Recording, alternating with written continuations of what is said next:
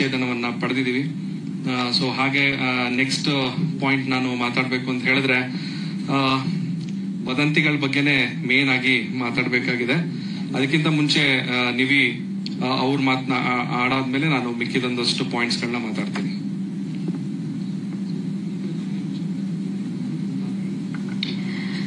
Thank you so much. ಎಲ್ಲ media people ಎಲ್ಲ ತುಂಬಾನೇ ಎಷ್ಟೊಂದು ಜನ ಸಪೋರ್ಟ್ ಮಾಡಿದ್ದೀರಾ. ಆಲ್ಮೋಸ್ಟ್ ನನಗೊಂದು ಕೆಲವೊಬ್ರು ಮಾತಾಡಿರೋದಾಗ್ಲಿ ಸಪೋರ್ಟ್ ಮಾಡಿರೋ ರೀತಿ ಪರ್ಸನಲ್ ಇಷ್ಟ ಆಗಿ ಅವ್ರ ಮೆಸೇಜ್ ಕೂಡ ಮಾಡಿದ್ದೀನಿ. ನಿಮ್ಮ ಒಂದು ಥಿಂಕಿಂಗ್ ನಮ್ಗೆ ಆ ಮೊಮೆಂಟ್ ಅಲ್ಲಿ ತುಂಬಾ ಸಪೋರ್ಟಿವ್ ಆಗಿತ್ತು. ಅಂಡ್ ಸೆಕೆಂಡ್ ಥಿಂಗ್ ಬಂದು ಚಂದನ್ ಆಲ್ರೆಡಿ ಮೆನ್ಷನ್ ಮಾಡಿರೋ ಹಾಗೆ ನಮ್ಮಿಬ್ರ ಮಧ್ಯೆ ಜಸ್ಟ್ ನಾವು ಕಂಪ್ಯಾಟಬಲ್ ಆಗಿರ್ಲಿಲ್ಲ ಅನ್ನೋ ಒಂದೇ ಕಾರಣಕ್ಕೆ ಅದು ಡೈಲಿ ಅಲ್ಲ ಯಾವಾಗ ತುಂಬಾ ಕಾನ್ಫ್ಲಿಕ್ಟ್ಸ್ ನ ರೇಸ್ ಬರ್ತಿದ್ರಿಂದ ನಾವು ಈ ಒಂದು ಡಿಸಿಷನ್ ಬಂದಿದೀವಿ. ಅದ್ರ ಬಿಟ್ಟು ಬೇರೆ ಯಾವುದೇ ತರ ಇವಾಗ ಸ್ಪೆಕ್ಯುಲೇಟ್ ಮಾಡ್ತಿದ್ದಾರೆ, ಒಂದಷ್ಟು ಹರ್ಟ್ ಆಗೋ ತರ ಫಾಲ್ಸ್ ರೂಮರ್ಸ್ ಎಲ್ಲ ಸ್ಪ್ರೆಡ್ ಆಗ್ತಿರೋ ತರ ಯಾವುದೂ ಇಲ್ಲ. ಅಷ್ಟೇ. ಈಗ ನಾನು ಹೇಳ್ಬೇಕಾಗಿರುವಂತ ವಿಚಾರ ಇವಾಗ ವದಂತಿ, ನಮ್ ಕಿವಿಗೆ ಬಿದ್ದಂತ ವದಂತಿ. ವದಂತಿ ನಂಬರ್ 1 ಏನು ಅಂತ ಹೇಳಿದ್ರೆ, ನಿವೇದಿತಾ ನನ್ನ ಬಳಿಯಿಂದ ಆಲೆಮನಿ ಅಂದ್ರೆ ಜೀವನಾಂಶ ಕೋಟ್ಯಾಂತರ ರೂಪಾಯಿ ನನ್ನಿಂದ ಆಲೆಮನಿ ಪಡೆದಿದ್ದಾರೆ ಅನ್ನೋ ಒಂದು ವದಂತಿ ಹರಿದಾಡ್ತಿದೆ ರೂಮರ್ಸ್. ನಾನು ನಿವೇದಿತಾ ನನ್ನ ಹತ್ರ ದುಡ್ಡನ್ನ ಡಿಮ್ಯಾಂಡ್ ಮಾಡಿದ್ದಾರೆ ಅಂತ. ಇದು ಖಂಡಿತವಾಗ್ಲೂ ಸುಳ್ಳು. ಅವರು ಯಾವುದೇ ರೀತಿಯಾದಂತ ಆಲೆಮನಿ ನನ್ನಿಂದ ಪಡ್ಕೊಂಡಿಲ್ಲ. ಅವರು ಅದನ್ನ ಕ್ಲೇಮ್ ಕೂಡ ಮಾಡಿಲ್ಲ. ನಾನು ಅವ್ರಿಗೆ ಆಲೆಮನಿ ನಾನು ಕೂಡ ಕೊಟ್ಟಿಲ್ಲ. ಸೊ ಇದೊಂದು ವದಂತಿ. ಇವಾಗಲೇ ಮತ್ತೊಮ್ಮೆ ಕ್ಲಿಯರ್ ಮಾಡ್ತಾ ಇದ್ದೀನಿ, ಜೀವನಾಂಶ ಆಲೆಮನಿ ಅದನ್ನ ನಿವೇದಿತ ಅವರು ಕ್ಲೇಮ್ ಮಾಡಿಲ್ಲ. ನಾನು ಕೂಡ ಯಾವುದೇ ರೀತಿಯಾದಂತ ಆಲೆಮನಿ ನಿವೇದಿತ ಅವರಿಗೆ ಕೊಟ್ಟಿಲ್ಲ. ಹಾಗೆ ಎರಡನೇ ವದಂತಿ, ಒಂದು ಮಕ್ಕಳು ಮಾಡ್ಕೊಳ್ಬೇಕು ಅನ್ನೋ ಒಂದು ಕಾರಣ. ಅಂದ್ರೆ ನಿವೇದಿತೆಗೆ ನಾನು ತುಂಬಾ ಫೋರ್ಸ್ ಮಾಡ್ತಿದ್ದೆ ಮಕ್ಕಳು ಮಾಡ್ಕೊಳ್ಳೋಣ ಅಂತ. ಆಕೆ ಬೇಡ ಅಂತ ಹೇಳ್ತಾ ಇದ್ಲು, ಅದಕ್ಕೋಸ್ಕರ ಈ ರೀತಿ ಆಗಿದೆ ಅನ್ನೋ ಒಂದು ವದಂತಿ ಕೂಡ ಕೇಳಿ ಬರ್ತಾ ಇದೆ. ಸೊ ಅದು ಕೂಡ ಸುಳ್ಳು. ನಾವಿಬ್ರು ಇಂಡಿವಿಜುವಲ್ಸ್ ಗಳು. ಅವ್ರು ಕೂಡ ಸಿನಿಮಾ ಇಂಡಸ್ಟ್ರಿಯಲ್ಲಿ ಒಳ್ಳೆ ಕರಿಯರ್ ಇದೆ, ನಾನು ಕೂಡ ಸಿನಿಮಾ ಇಂಡಸ್ಟ್ರಿಯಲ್ಲಿ ಕೆಲಸ ಮಾಡ್ತಾ ಇದ್ದೀನಿ. ಸೊ ಹಾಗಾಗಿ ಸೊ ಈ ಒಂದು ಏನಿದೆ ಈ ಮಕ್ಕಳು ಮಾಡ್ಕೋಬೇಕು ಅನ್ನೋದು, ಸೊ ನನಗೂ ಆದಂತ ಇನ್ನೂ ಒಂದಷ್ಟು ಪ್ಲಾನ್ಗಳಿದೆ ಏನೇನೋ ಮಾಡ್ಬೇಕು ಅಂತ. ಇದು ಕೂಡ ಸುಳ್ಳು. ಇದು ಏನ್ ವದಂತಿ ನೀವೆಲ್ಲರೂ ಕೇಳ್ತಾ ಇದ್ದೀರಾ, ಇದು ನಮ್ಮ ಒಂದು ವಿಚ್ಛೇದನಕ್ಕೆ ಕಾರಣ ಅಲ್ಲ. ಸೊ ಹಾಗೆ ನಿವೇದಿತಾ ಅವರು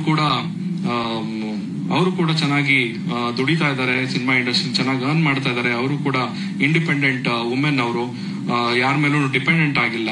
ಹಾಗೆ ನಾವು ಜೊತೆಲಿದ್ದಾಗ್ಲೂ ಅಷ್ಟೇ ಅವರ ಕೆಲಸನ ಅವ್ರು ನೋಡ್ಕೊಳ್ತಾ ಇದ್ರು, ಅವ್ರ ಖರ್ಚುಗಳನ್ನ ಅವ್ರು ನೋಡ್ಕೊಳ್ತಾ ಇದ್ರು. ಸೊ ಹಾಗಾಗಿ ಮತ್ತೊಮ್ಮೆ 2 ಪಾಯಿಂಟ್ ಮತ್ತೆ ಕ್ಲಿಯರ್ ಮಾಡ್ತೀನಿ. ಒಂದು, ಅವ್ರು ಯಾವುದೇ ರೀತಿಯಾದಂತ ಆಲೆಮನಿ ಕೂಡ ತಗೊಂಡಿಲ್ಲ, ಅಂದ್ರೆ ಜೀವನಾಂಶ ಪಡ್ಕೊಂಡಿಲ್ಲ ನನ್ನ ಕಡೆಯಿಂದ.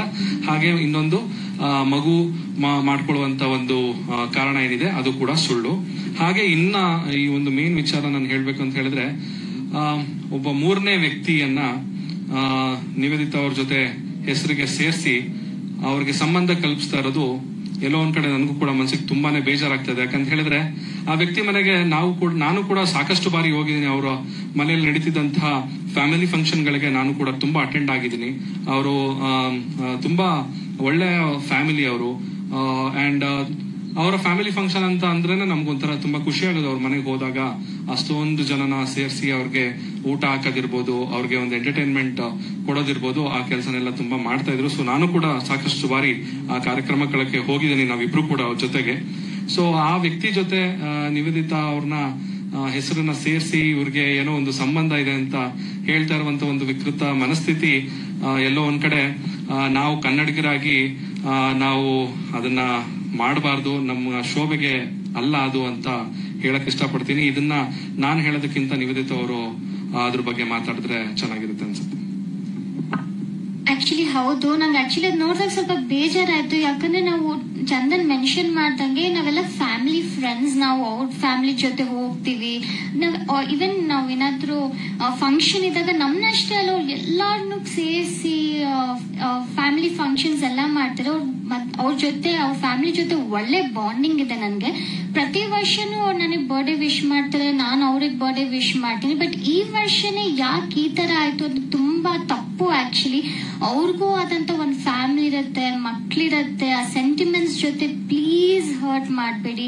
ಬಿಕಾಸ್ ಎಲ್ಲರಿಗೂ ಅದು ತುಂಬಾ ಮನ್ಸಿಗೆ ನೋವಾಗತ್ತೆ. ಅಂಡ್ ಇವಾಗ ಜಸ್ಟ್ ಒಂದು ಪೋಸ್ಟ್ ಹಾಕಿದ ತಕ್ಷಣ, ಯಾವ್ದೋ ಒಂದು ಟ್ರೆಂಡಿಂಗ್ ಸಾಂಗ್ ಹಾಕಿದ ತಕ್ಷಣ ಏನೋ ಲವ್ ಇದೆ ಅದಿದೆ ಅಂತ ಹೇಳೋದು ತಪ್ಪು. ಪ್ರಾಬಬ್ಲಿ ಒಂದಷ್ಟು ಜನ ಜೋಕ್ಗೋ ಅಥವಾ ಅವ್ರ ಪೋಸ್ಟ್ಸ್ಗೆ ಎಂಗೇಜ್ಮೆಂಟ್ ಸಿಗ್ಬೇಕು ಅಂತ ಮಾಡ್ತಾರೆ. ಬಟ್ ಅದ್ರಿಂದ ಹಿಂದೆ ಆಗುವಂತ ನೋವಾಗಿರ್ಲಿ, ಅದು ಈ ಸಿಚುವೇಶನ್ ಈ ಟೈಮಲ್ಲಿ ತುಂಬಾ ಹರ್ಟ್ ಆಗತ್ತೆ.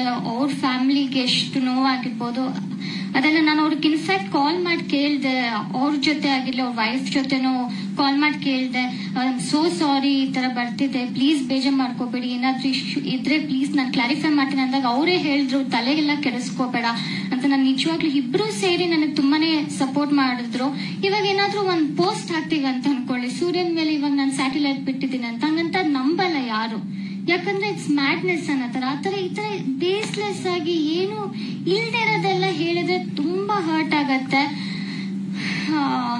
Yeah that's all. ನಿಜವಾಗ್ಲೂ ಬೇಜಾರಾಗತ್ತೆ. ಅಂಡ್ ಆಲ್ಸೋ ತುಂಬಾ ನಮಗ್ ಸುತ್ತ ಇರೋರು ಏನಾದ್ರೂ ಈ ತರ ಒಂದು ಪ್ರಾಬಬ್ಲಿ ಗೊತ್ತಿಲ್ದೇನೆ ಈ ತರ ಎಲ್ಲ ಮಾತಾಡೋದು ನಿಜವಾಗ್ಲೂ ತಪ್ಪು. ಈ ಪೋಸ್ಟ್ ನೋಡ್ಕೊಂಡಾಗಿರ್ಲಿ ಅದನ್ನ ಮನ್ಸಿಗೆ ಆಕ್ಚುಲಿ ನೋವಾಗತ್ತೆ.